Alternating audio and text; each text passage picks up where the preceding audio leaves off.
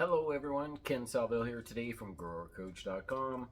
Just talking a little bit about Amaryllis. This is one of my favorite indoor plants that flowers. And this actual program is called the best indoor flowering plant. And we're going to show you why that is today. So stay tuned for that. It's going to be a good show.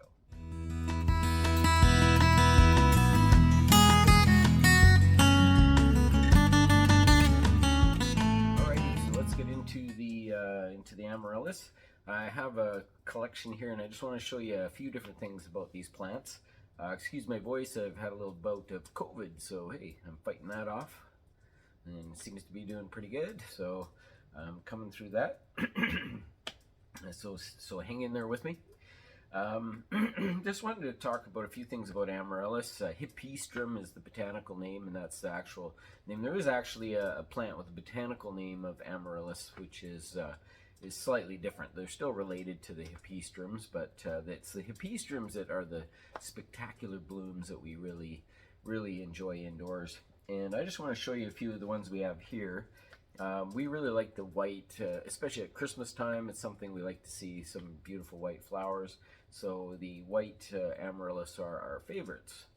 Now, trying to get them to bloom at Christmas is a bit of a challenge. And sometimes what we find is that when we just purchase the bulbs in September or even in early October, we generally have enough time at that point for it to actually come through to fruition by Christmas time. Well, right now we're on about the around the 15th of December, and so what we're seeing that some of these bulbs, because they're very high quality, they're producing multiple buds. So the more buds you get, the more the more length of time that the plant's going to bloom. And so I can show you that right now. So you can see on this particular one here, this is another double white one, and you can see it's got the main stem up top, which is our first bud that's going to bloom. And I'd say this one is still about maybe a week away from blooming. And so that would put us around maybe the 18th, 19th. And of course they bloom for generally about a week or so, but I'll tell you a little bit more about that. And then you'll see on the side here, there's a smaller bloom, which is what's coming on, and that's going to be the next bloom after this one. Now, this is a particularly large bulb. You can see that this is a 6-inch pot, and it literally is it's about 5.5 inches in diameter, this bulb. So this is a good bulb. So bigger bulbs are generally better.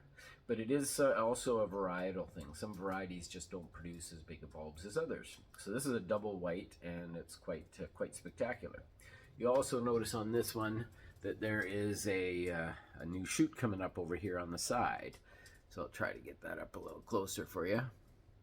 So you can see that little shoot coming up there. So that happens sometimes, and of course that will develop into its own bulb over time. Now it's not likely that would produce a bloom for a few years. Generally it's about 3 or 4 years before a bulb can produce a nice flower.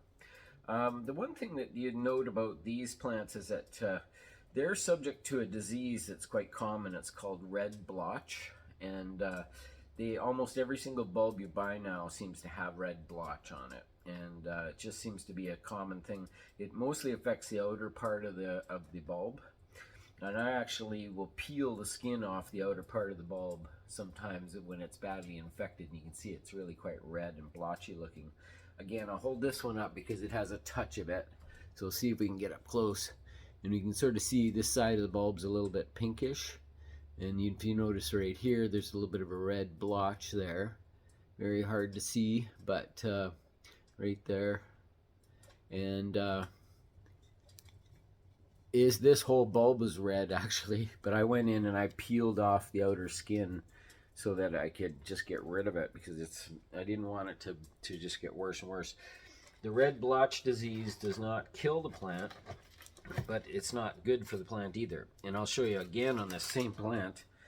The only issue with this one is you can see on this side of this shorter bulb, shorter bud, you'll see that the side is sort of disformed or deformed, and that's because of the red blotch. So when it was coming out, when it was pushing out of the bulb, that somehow it got infected there and it caused a little blotch. So hopefully it's not going to affect the bulb or the flower too much, but I guess we're going to find out. Okay, so now I'm going to show you this one, which is also, it's more advanced, but it is, and these were both planted at the same time. This one I just showed you and this one. And this is what it looks like. They're just absolutely gorgeous. So this is a double flowering white Amaryllis or Hippeastrum. And you'll notice that this one has a nice straight stem here, which is more what it's supposed to look like, is a straight stem. But because this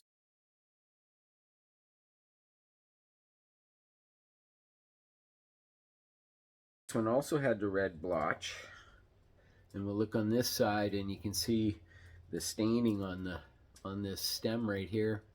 And that's when that bud was pushing up out of the bulb, the disease got in here and it started to cause some problems, so it deformed the stem. So then the stem kind of grew out on an angle. So nothing really wrong with that, other than it's a little bit weird, and they're kind of top heavy enough already. So it's just one of these things that you know, you just have to sort of be aware of. But I'll tell you a little more about this one and this red blotch disease. This thing is just about ready to fall out of its pot. That's why I have my trusty, this orange book here that's supporting it. I don't know if you can see that, but we're just leaning it on one of my botany books. I actually have a few pictures of it. But anyway, I'm just going to show you some more, like a little bit more closer up details here. You'll note that this one's been blooming already for a period of time, like a couple of weeks. And so I've been really enjoying it. And then these newer ones, this one and this one, just opened like yesterday. So the first two blooms that bloomed, they're starting to get kind of see-through, and you'll see the edges get curled under. So that means they're ready to be removed. I don't let them completely disintegrate on the plant, but I will definitely remove those just so that they are they can be just done away with. They've lost their beauty, and so those will get recycled in the compost. But now these two are still really nice. So one of the keys, what makes these plants so great, is that they can also be used as a cut flower. So it's one of these things where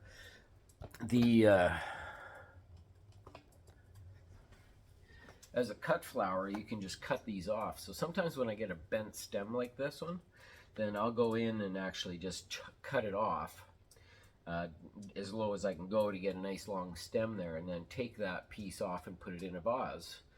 Because these Amaryllis, they really do actually make a pretty good cut flower. So why not give it a try, right? It'll last. And then that allows this last stem to take all the energy from the bulb. So that bulb is pushing up all that energy into the flower to make it bloom. During that period, it doesn't need a lot of water, but it does need some moisture to make sure that the roots will continue to have somewhere to grow. And they need a little bit of moisture to keep things going. Because one thing you'll notice is when it is shooting up, the bulb itself starts to get a little bit on the soft side. And that's how you can kind of tell that it's, you know, it's pushing up all of its energy and it's actually almost dehydrating itself. So I found that on this particular one, this is apple blossom it's called. And it's quite a beauty. And this guy, they've got smaller bulbs, these ones. But wow, what a great plant that is. Those are humongous blooms. And again, not all that much water required. Try to get that up there a little bit closer. But they don't want to wilt either. You don't want to get them to the point where they start to wilt. And like I also said, that these things are very top heavy. So the top of the plant is tippy. So we sometimes want to get either some sort of staking involved, little bamboo stakes, if that would work for you. The other thing is also I put them in these pots, and usually they're clay pots, so they have some weight to them. But you can see this one is so wonky because of the way the stem sticks out to the side like that, that it's really hard to keep it in the pot. It wants to fall out, it wants to pull the whole bulb out and everything. So I'm still working on that one, and that's why I have it propped up against my botany book. There we go. No, it is what it is. We're just happy to have them. So a lot of people ask, what do you do to bring them back year after year? Because these things, like for a lot of people, they'll just enjoy them through the Christmas, and then when they're done, they start to produce these leaves. You'll see leaves coming out, like on this one. You can see the leaves shooting up pretty nicely, the base here. So they just grow into a normal plant. So if you think that with these guys are sort of blooming in the spring, so they're shooting up and they're producing some new leaves. So in order for them to bloom next year, you have to let the plant grow some leaves. It has to shoot out. So when it does shoot out new leaves, then it'll take the sunlight and convert it into sugars and carbohydrates and build that bulb back up and make it bigger, and it'll be fed and ready to survive all the way till next year when it wants to bloom again. So the problem with the plant is that they are a tropical plant, so they come from areas where the temperatures don't change all that much, so they're very sensitive to temperature change.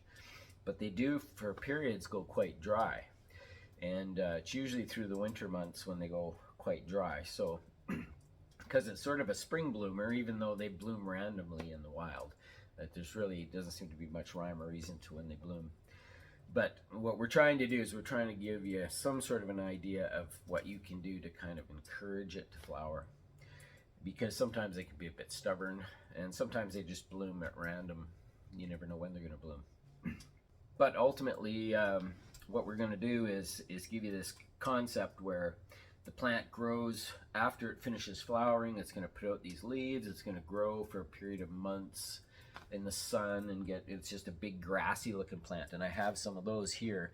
These are ones that I've been growing, and they're just in a pot, same pot as I had them in before. And these guys grew all summer. I put them outside and they grew right through the season. And one of them, I actually have two of them here, and you can see this other one here has got a bit more leafage on it. And one of these ones, I can't remember which one it was, but it actually shot up and flowered while it was outside this summer. So it started to bloom, I think it was at the end of August. And so I just brought it inside, and we enjoyed it inside when it bloomed. And that was great. But now what happens is I have to kind of regrow it again and get it going. So now these two have both been, we're going to call them regrown. They've grown all the way through the season. And if I'm trying to time it for Christmas, I need to be acting on this in September. So that means that typically around the end of August or early September, I'm going to take these plants, I'm going to make sure they're dry. So I just start drying them out for the last couple of weeks that they're growing. Just don't give them any water at all. And they start to kind of get wilty. These guys are super wilty right now, like no doubt about it. They are, they're starting to sag a bit. So I'm getting ready to give them the chop, and I'm going to do that for you today.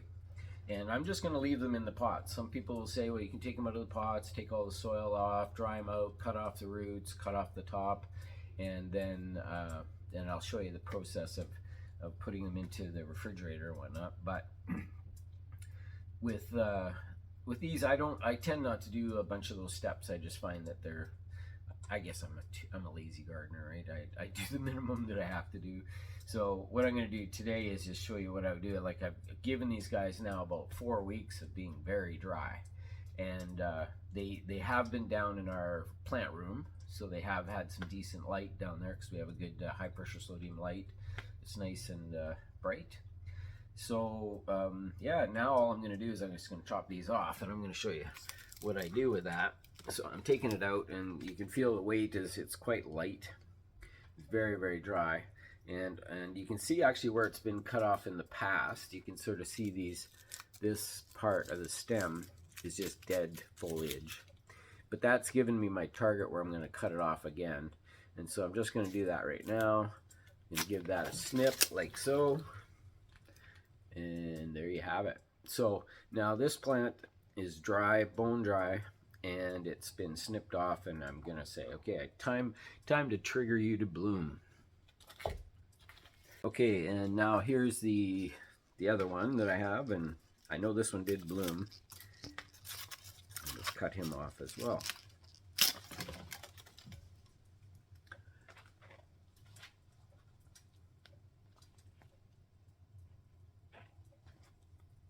Comes with spider webs.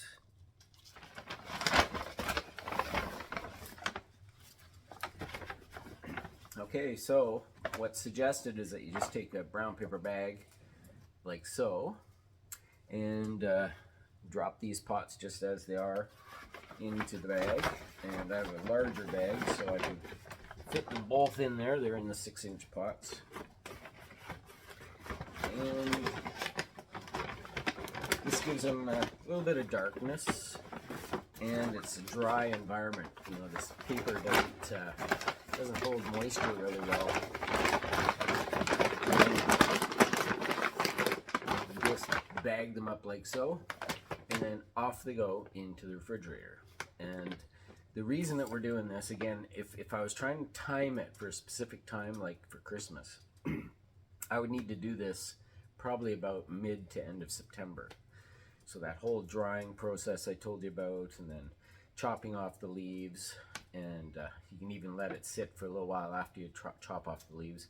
But ultimately, once they're chopped off, and as long as the roots are dry, because if they're wet, they could rot, and that's what you want to avoid. So make sure that they're dry, and we'll get them into the refrigerator now, and off we go. And hopefully we'll see some blooms coming up in about, say, 3 to 4 months. They should bloom. So again, if you're doing this in September, you have October, November, December, about 3 months you should get blooms. So what we tend to do is we tend to buy the ones that we want to bloom at Christmas, because we always love Amaryllis. We always like having them around. And then any ones we keep from year to year, we do this process, but without a specific timing in mind.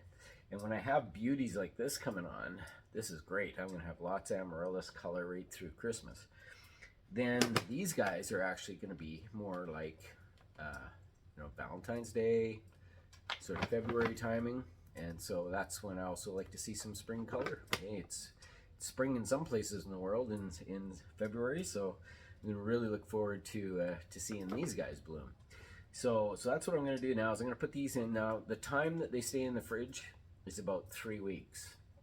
It can be less than that. It can be as little as about 10 days, but not more than about 3 to 4 weeks. And it's just because this is colder temperatures than they're used to handling.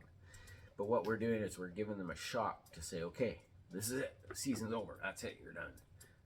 This is time to start new. And that's sort of what you're doing by putting them in the fridge. It's not normal to do it. Plants never experience that ever. But it's going to give it a sort of a starting point. And then it can start to grow. And the first thing they usually do is push up some buds. So occasionally they don't bloom. They'll put up just more leaves and start to grow again. So that's okay too. And then even after, sometimes they'll grow their leaves first, and then a couple weeks later up come some buds. So again, they're a little bit free flowering that way, but the reason that they're one of the best plants to have indoors, I think, is just, self-explanatory. Like, have you ever seen blooms like that in your house? Like, these guys are 8 inches in diameter. They're just spectacular. And how lucky are we? Like, we really feel blessed to have these things, And I guess everybody has their thing, Somebody might spend their money on fine wine or something, but, I'd rather go out and spend my $25 and get a beautiful bulb, like one of these big 6-inch ones here. So again, the quality is based on the size of that bulb. So the bigger the bulb, the better the quality. So if you get out early, anytime you get out, you can search and find them. If you get them on sale, that's even better. And but really nice. But you notice how all these are planted with the bulb sticking up out of the ground a bit, so that they're just sort of sitting on the surface. And that sort of represents sort of what they would look like in nature, because they kind of grow in big bunches in nature. And you get a whole batch, like about say a 5 or 6 foot diameter area just packed with bulbs.